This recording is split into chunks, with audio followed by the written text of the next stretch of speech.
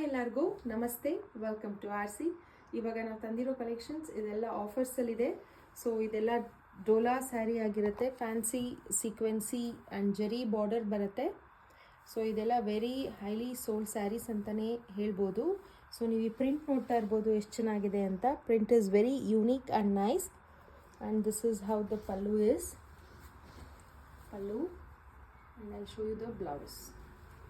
Blouse ಕೂಡ ನಿಮಗೆ full floral prints ಬಂದಿದೆ, ಫುಲ್ ಬ್ಲೌಸ್ ಮತ್ತು ಸೀಕ್ವೆನ್ಸಿ ಥ್ರೆಡ್ ಜರಿ ವರ್ಕ್ ಇದೆ.